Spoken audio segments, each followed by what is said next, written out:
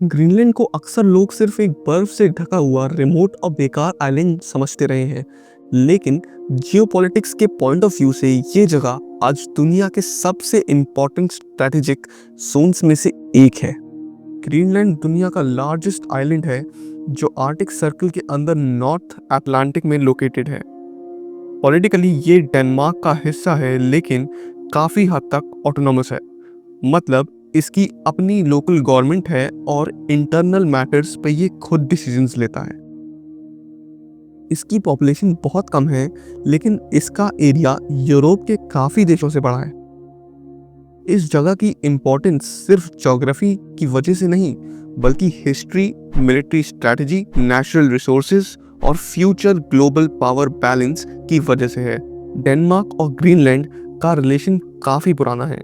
18th century में Denmark ने Greenland पर अपना कंट्रोल स्टैब्लिश किया था और उसके बाद ये डैनिश किंगडम का पार्ट रहा है। टाइम के साथ ग्रीनलैंड को ज़्यादा ऑटोनॉमी मिलती गई। 1979 में ग्रीनलैंड को होम रूल मिला और 2009 में सेल्फ रूल एक्ट के थ्रू उसको और ज़्यादा पॉलिटिकल और इकोनॉमिक कंट्रोल दे दिया गया। आज ग्रीनलैंड अपनी इंटरनल गवर्नेंस, एजुकेशन, हेल्थ और नेचुरल रिसोर्सेज पर खुद डिसीजंस लेता है, लेकिन डिफेंस और फॉरेन पॉलिसी जैसे मैटर्स पे अभी भी डेनमार्क का हाथ रहता है। ग्रीनलैंड के लोगों के बीच एक स्ट्रॉन्ग इंडिपेंडेंस मूवमेंट भी है, लेकिन इकोनॉमिक डिपेंडेंसी की वजह से अभी तक फुल इंडिपेंडेंस प्रैक्टिकल नहीं मानी जाती।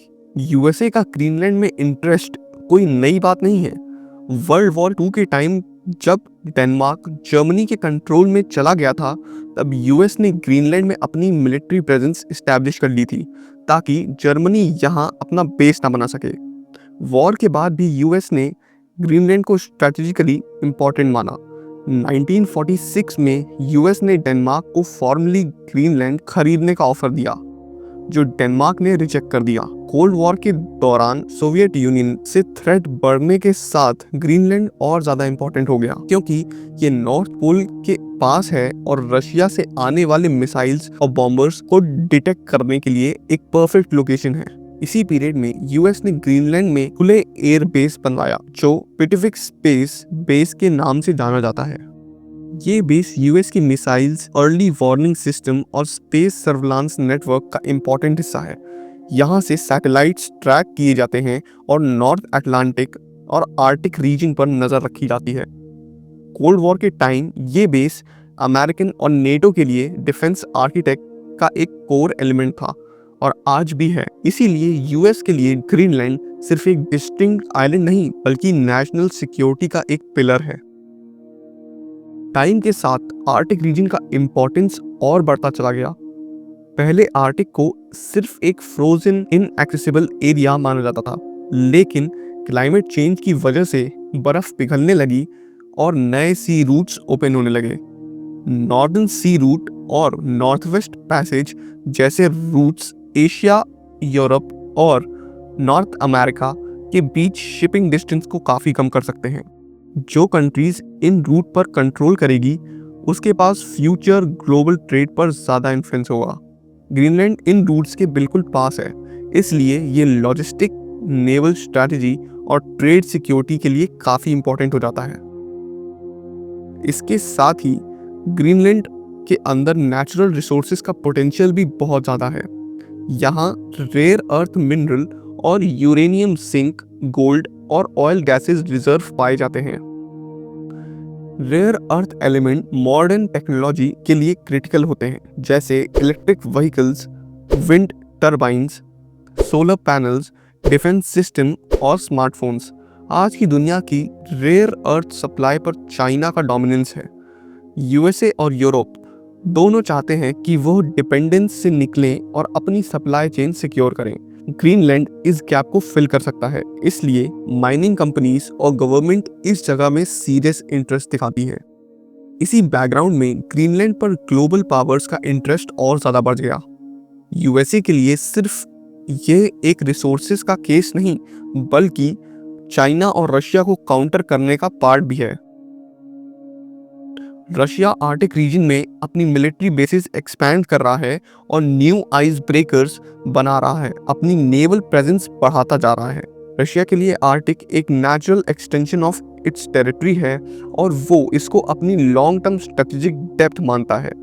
चाइना भी ओपनली बोलता है कि वो नियर आर्टिक स्टेट है और ग्रीनलैंड में पोर्ट्स, एयरपोर्ट्स और माइनिंग प्रोजेक्ट्स में इन्वेस्ट करने में इंटरेस्ट दिखा चुका है।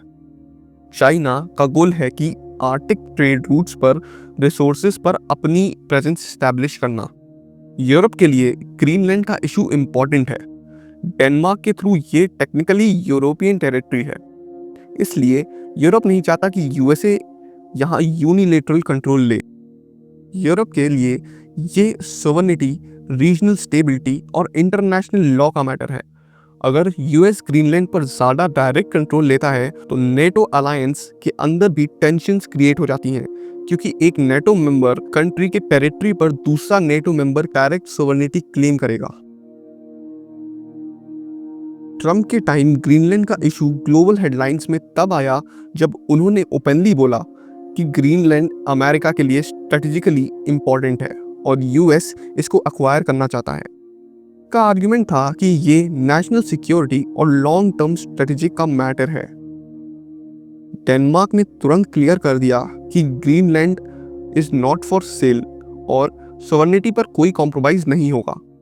ग्रीनलैंड के लोगों ने भी प्रोटेस्ट किया क्योंकि उनको लगा कि उनके फ्यूचर के डिसीजंस उन्हें पूछे बिना ग्लोबल पावर्स नहीं कर सकती हैं।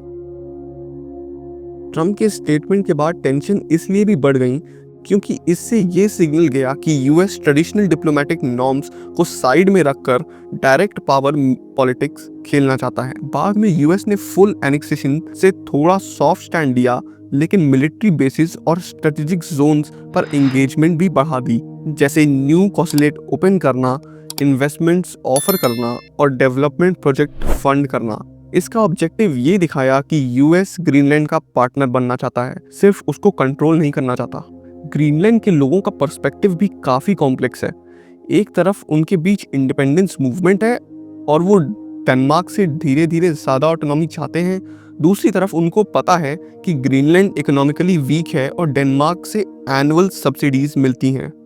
अगर ग्रीनलैंड फुल इंडिपेंडेंस लेता है तो उसको अपनी इकोनॉमी को सेल्फ सस्टेनिंग बनाना पड़ेगा, जो माइनिंग और नेचुरल रिसोर्सेज के बिना पॉसिबल नहीं होगा। इसी वजह से कुछ लोग यूएस और चाइना के इन्वेस्टमेंट्स को अपॉर्चुनिटी की तरह देखते हैं, लेकिन साथ ही उनको डर भी है कि कहीं ये इन्वेस्टमेंट्स उनकी पॉलिटिकल फ्रीडम और एनवायरनमेंट को कॉम्प्रोमाइज ना कर दें। एनवायरनमेंट ग्रीनलैंड के केस में एक मेजर फैक्टर है। माइनिंग और ऑयल गैस प्रोजेक्ट से एनवायरनमेंट डैमेज का रिस्क है और ग्रीनलैंड का इकोसिस्टम ऑलरेडी क्लाइमेट चेंज से वल्नरेबल है। बर्फ पिघलने से कोस्टल इरोजन, सी लेवल राइज और ट्रेडिशनल लाइवहुड्स पर इम्पैक्ट पड़ रहा है।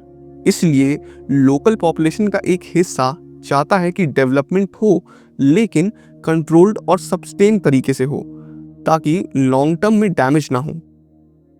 इस पूरी स्टोरी में डेनमार्क का रोल भी इम्पॉर्टेंट है। डेनमार्क एक छोटी सी यूरोपियन पावर है, लेकिन ग्रीनलैंड की वजह से उसका जियोपॉलिटिकल वेट काफ़ी बढ़ जाता है। डेनमार्क चाहता है कि ग्रीनलैंड का फ्यूचर ग्रीनलैंड के लोग खुद डिसाइड करें, ना कि एक्सटर्नल पावर।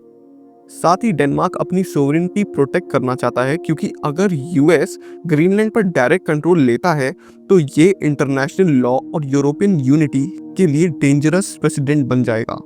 यूएस के लिए ग्रीनलैंड एक लॉन्ग टर्म स्ट्रेटेजिक एसेट है। मिलिट्री पॉइंट ऑफ व्यू से ये आर्टिक और नॉर्थ अटलांटिक पर सर्वेलेंस के लिए परफेक्ट लोकेशन है। ट्रेड पॉइंट ऑफ व्यू से ये फ्यूचर शिपिंग रूट्स के पास है।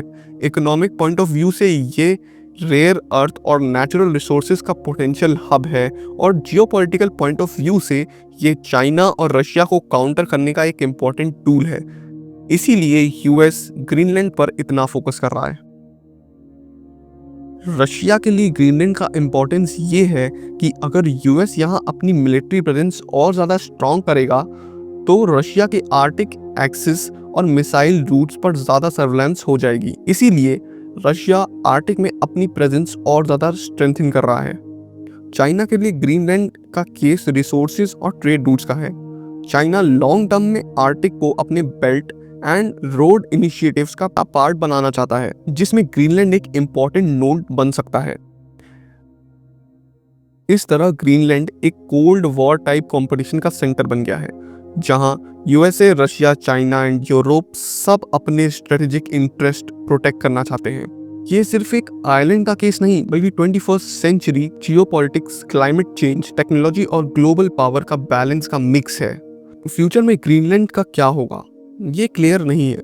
एक सिनेरियो ये बनता है कि ग्रीनलैंड धीरे धीरे ज़्यादा ऑटोनॉमी और इवेंचुअली इंडिपेंडेंस की तरह जाए, लेकिन इकोनॉमिक डिपेंडेंसी की वजह से वो किसी ना किसी ग्लोबल पावर के साथ क्लोजर पार्टनरशिप करेगा।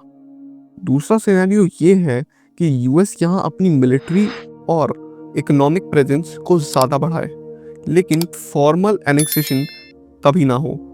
तीसरा सिनेरियो ये है कि चाइना और यूरोप अपनी इन्वेस्टमेंट्स बढ़ा दें और ग्रीनलैंड एक मल्टीपोलर इन्फ्लुएंस जोन बन जाए। जो भी हो, एक बात क्लियर है कि ग्रीनलैंड आने वाले सालों में और ज़्यादा इम्पोर्टेंट हो चला जाएगा। क्लाइमेट चेंज के साथ आर्कटिक और ज़्यादा एक्सेसिबल होगा, रिसोर्सेज एक्सप्लॉयटेशन बढ़ेगा और ग्लोबल पावर्स के बीच कंपटीशन और इंटेंस होगा। ग्रीनलैंड के लोगों के लिए उनके फ्यूचर, आइडेंटिटी और सर्वाइवल का क्वेश्चन है। ग्लोबल पावर्स के लिए ये इन्फ्लुएंस, सिक्योरिटी और इकोनॉमिक एडवांटेजेस का मैटर है। इसलिए आज दुनिया ग्रीनलैंड पर इतना फोकस कर रही है और ये इशू हेडलाइंस तक लिमिटेड नहीं रहा, बल्कि लॉन्ग टर्म जियोपॉलिटिक्स का एक कोर टॉपिक बन गया है। अब देखो, इंडिया के लिए ग्रीनलैंड का इशू डायरेक्ट टेरिटोरियल या मिलिट्री मैटर नहीं है, लेकिन स्ट्रेटेजिकली इसका इनडायरेक्ट इम्पैक्ट काफ़ी इंपॉर्टेंट है। सबसे पहले रेयर अर्थ मिनरल्स का एंगल आता है। इंडिया अभी चाइना पर काफ़ी हद तक डिपेंडेंट है रेयर अर्थ सप्लाई के लिए, जो इलेक्ट्रिक व्हीकल्स, डिफेंस सिस्टम और रिन्यूएबल एनर्जी टेक्नोलॉजी में यूज़ होता है। अगर ग्रीनलैंड में माइनिंग डेवलप होती है और यूएसए, यूरोप वहाँ स्टेबल सप्लाई चेन बनाते हैं, तो इंडिया को फ्यूचर में चाइना के अलावा एक ऑल्टरनेटिव सोर्स मिल सकता है। दूसरा फैक्टर आर्कटिक ट्रेड रूट्स का है। क्लाइमेट चेंज के साथ जैसे जैसे आर्कटिक रूट्स एक्सेसिबल हो रहे हैं, एशिया और यूरोप के बीच शिपिंग टाइम और कॉस्ट रिड्यूस हो सकती है। इसका direct benefit India Europe trade को हो सकता है। इंडिया ऑलरेडी रशिया के साथ आर्कटिक शिपिंग और एनर्जी कॉरपोरेशन एक्सप्लोर कर रहा है, और इंडिया ने अपनी आर्कटिक पॉलिसी भी अनाउंस की है, जिसमें साइंटिफिक रिसर्च, क्लाइमेट स्टडीज और long term strategic interest cover किए गए हैं। तीसरा एंगल यूएस चाइना राइवलरी का है। ग्रीनलैंड आर्कटिक पावर कंपटीशन का पार्ट है और इसका spill over Indo Pacific region तक आ सकता है, जहां इंडिया डायरेक्टली इन्वॉल्व है। इसलिए इंडिया के लिए ग्रीनलैंड एक दूर का आइलैंड नहीं, बल्कि ग्लोबल पॉलिटिक्स का एक पार्ट है, जो लॉन्ग टर्म में इंडिया के स्ट्रेटेजिक और इकोनॉमिक इंटरेस्ट को अफेक्ट कर सकता है। जय हिंद।